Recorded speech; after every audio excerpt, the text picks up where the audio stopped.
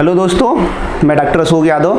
दोस्तों आज बात करेंगे जो छोटे बच्चे होते हैं उसमें 10 ऐसी चीज़ें जो नॉर्मल होती हैं जिसमें किसी दवा की ज़रूरत नहीं होती, लेकिन घर वाले इन चीज़ों को लेके बहुत परेशान होते हैं। सबसे पहले आप जब देखेंगे तो बच्चे के आगे की तरफ एक गड्ढे नुमा पार्ट होता है जो दबता रहता है। वो एक नेचुरल होता है जिसको एंटीरियर फ्रंटल कहते हैं, उसको कोई दिक्कत नहीं हो, उसमें कुछ चीज़ लगाने की ज़रूरत नहीं होती। दूसरा, इसी में कुछ बच्चों में पीछे की तरफ भी दबता है, उसको पोस्टीरियर फ्रंटल करते हैं।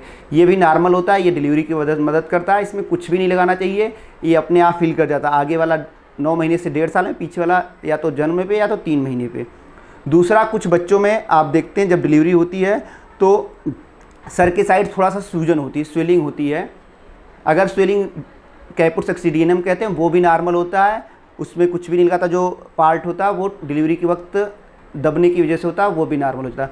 कुछ बच्चों में ज़्यादा स्वेलिंग होती है, जो स्वेलिंग बड़ी होती है, जिसको सिफल हेमाटोमा कहते हैं। वो क्या होता है, डिलीवरी की वजह से जब सर दबता है तो उसमें खून निकलता है, खून जमा हो जाता है। वो 3 से 4 महीने में सही होती है। उसमें उसकी वजह से पीलिया बढ़ता है, लेकिन उसका ये नहीं कि उसमें कुछ लगाएं। जब आपको ज़्यादा डाउट हो रहा है कि ज़्यादा बढ़ रहा है तो उस समय आप किसी पीडियाट्रिशियन दिखाएं, वो अल्ट्रासाउंड करा सकते हैं। गलती क्या करते हैं लोग, जब ऐसी सूजन आती है उसमें धागा बांध देते हैं या रुमाल बांध देते हैं, वो चीज़ नहीं करनी चाहिए। नीचे आएंगे, बात करेंगे और क्या चीज़ नॉर्मल होती है। तीसरी चीज़, बच्चों के आँख के सामने लाल हो जाता है, सब कंजक्टाइवल हेमरेज कहते हैं, वो भी डिलीवरी के वक्त होता है, वो नॉर्मल होता है, उसमें कुछ भी चीज़ करने की ज़रूरत नहीं होती है। चौथा चीज़, कुछ बच्चों में मिलता है, जब बच्चे दूध पीते हैं तो उनके ओठ पे के पास एक थोड़ा सा दाने नुमा हो जाता है, जिसको लिप ब्लिस्टर कहते हैं। वो बच्चे दूध पीते हैं तो उस वक्त अपने ओठ को चूसते हैं, इस वजह से होता है। तो इसमें किसी भी दवा की ज़रूरत नहीं होती। जैसे इस बच्चे में जैसे दाना है, ये इसको लिप ब्लिस्टर बोलते हैं। इसमें किसी भी चीज़ की लगाने की ज़रूरत नहीं होती है। अगली बात करेंगे, जब बच्चे पैदा होते हैं उस वक्त बच्चे के शरीर पे छोटे छोटे दाने निकल आते हैं, लाल होते हैं, पूरे चकते जैसे, थोड़ा छोटे छोटे पूरे तरह दाना, जिसको इरिथेमा टॉक्सिकम कहते हैं। ये बच्चों में नॉर्मल होता है। लगभग 100 में 70 बच्चों को ये दाना होता है। उसमें किसी भी क्रीम या पाउडर की लगाने की ज़रूरत नहीं होती। ये दाने 8 से 10 दिन में अपने आप ठीक हो जाते हैं। वो क्योंकि जो माँ के अंदर रहते हैं, जब गर्भाशय के अंदर और बाहर निकलते हैं तो टेम्परेचर चेंज होता है। कई बार जो हमारे कांटेक्ट में आता है उस वजह कपड़ों के इनकी वजह से होता है। तो इरिथेमा टॉक्सिकम जो लाल दाने हो तो उसके लिए कुछ नहीं करना होता। अगला पार्ट करेंगे, कुछ बच्चों में आप देखते हैं जो अम्बलाइकस होता है, जहाँ पे ये नाभि कहते हैं, नाभि के पास पे सूजन होती है, नाभि के पास पे सूजन होती है और वो सूजन बढ़ती है। इसको अम्बलाइकल हर्निया कहते हैं। 6 महीने तक ये हील कर जाता है। इस बच्चे में नहीं है, लेकिन कुछ बच्चों में आप देखते हैं तो यहाँ पे सूजन होती है अम्बलाइकस पे, जहाँ पे नाभि होती है वो सूजन बड़ी होती है, उसको अम्बलाइकल हर्निया कहते हैं। वो भी नॉर्मल होती है, फिजियोलॉजिकल होती है। 6 महीने तक किसी इलाज की ज़रूरत नहीं होती। अगर 6 महीने से ज़्यादा होता है यहाँ पे सूजन, तो उसके लिए आपको किसी पीडियाट्रिक सर्जन को दिखाना होता है। 6 महीने तक नॉर्मल होता है, उसमें कुछ नहीं करना। कुछ बच्चों में, चाहे लड़का हो या चाहे लड़की हो, उसमें जो ब्रेस्ट बड होती हैं, वो सूज जाती हैं, वो बड़ी हो जाती हैं, उनको गायनेकोमेस्टेसिया कहते हैं। वो भी नॉर्मल होती है। वो माँ का हार्मोन बच्चों में आता है, उस वजह से होती है। उसमें कुछ भी करना नहीं होता। गांव में या आसपास लोग गलती क्या करते हैं कि जब वो ब्रेस्ट बड जो बच्चे के आंचल के पार्ट की तरफ थोड़ा सा गांठ बन जाती है, उसको मसलने लगते हैं, उसमें तेल लगाते हैं, उसमें से दूध निकालने की कोशिश करते हैं। वो भी चीज़ नहीं करनी चाहिए। नॉर्मल प्रोसेस होता है, 6 महीने तक में ठीक हो जाता है। तो उसमें ना तो आपको मसलना है, ना तो कुछ भी लगाना है, अपने आप ठीक हो जाता है। अगर आप उसको मसलेंगे, उसमें किसी तेल की मालिश करेंगे तो उसमें इन्फेक्शन होगा, तो उसकी वजह से बुखार आने लगता है।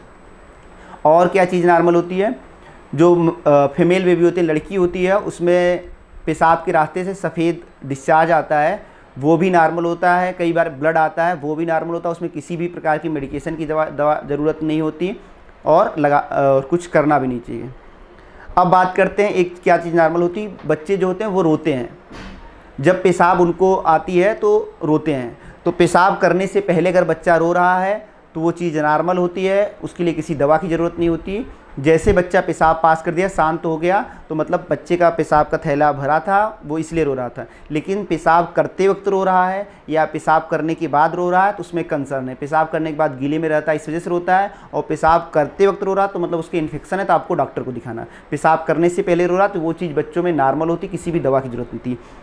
2 चीज़ जो बहुत ही ज़्यादा कॉमन होती है, जो हर माँ बाप को दिक्कत झूलती है कि पहला रिगर्जिटेशन, मतलब बच्चा दूध पीने के बाद उल्टी करता है। ये यूनिवर्सल ट्रूथ है, लगभग हर बच्चे में देखा जाता है। जब बच्चे दूध पीते हैं उसमें 15 मिनट, 20 मिनट, आधा घंटे के बाद थोड़ा सा दूध दही जैसा निकालते हैं, फटाफटा दूध जो दही जैसा होता है वो मुंह से निकालते हैं, कई बार तो नाक से निकाल देते हैं। तो फिर रिगर्जिटेशन नॉर्मल होता है, इसके लिए किसी दवा की ज़रूरत नहीं होती है।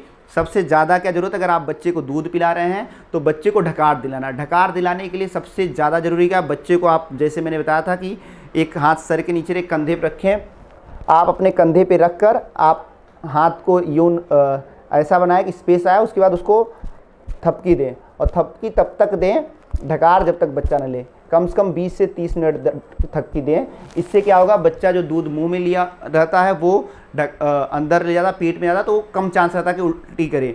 वरना हर बच्चा दूध पीने के बाद थोड़ा सा दूध का पार्ट निकालता है, और आपको तब तक घबराना नहीं अगर बच्चा दूध अच्छे से पी रहा है, बच्चे का वज़न बढ़ रहा है, बच्चा पेशाब कर रहा है।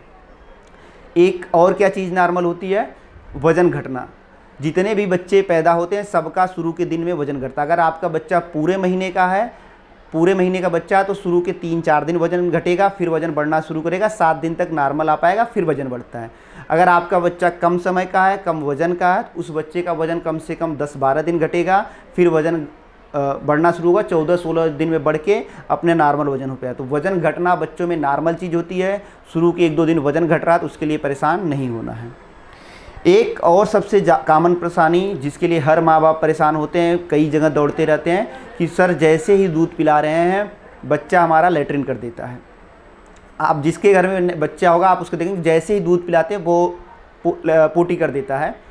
तो ये चीज़ नॉर्मल होती है, इसके लिए किसी दवा की नहीं होती है। इसको कहते हैं गैस्ट्रोकोलिक रिफ्लेक्स। गैस्ट्रोकोलिक का मतलब है कि जैसे बच्चे के पेट में दूध पहुंचेगा, जो कोलन पार्ट या जो रेक्टम जो पीछे है वो बाहर निकल जाएगा, तो वो लेटरिन कर देगा। अगर आपका बच्चा दूध पिलाने वक्त या पिलाने के आधा घंटे के बाद लेटरिन करता है, वो नॉर्मल होती है। आपका बच्चा अगर दिन में ऐसी 10 बार दूध पी रहा है, 10 बार करता है, तब नॉर्मल होता है। आपको ध्यान क्या देना है कि आपका बच्चा हर 2 घंटे पर दूध पी रहा है या नहीं पी रहा है। दूसरा, बच्चा दूध पीने के बाद 2 घंटे सो रहा है। तीसरा, अगर आपका बच्चा दिन भर में 24 घंटे में 6 से 8 बार पेशाब कर रहा है। चौथा, अगर आपके बच्चे का वज़न बढ़ रहा है, आप 8 या 8 दिन पे वज़न नाप रहे हैं, वज़न बढ़ रहा है, तो अगर आपका बच्चा ये चारों चीज़ हो रहा है, तो अगर 8 बार लेटरिन कर रहा है, 10 बार लेटरिन करना है, उसके लिए भी चिंतित नहीं होना है।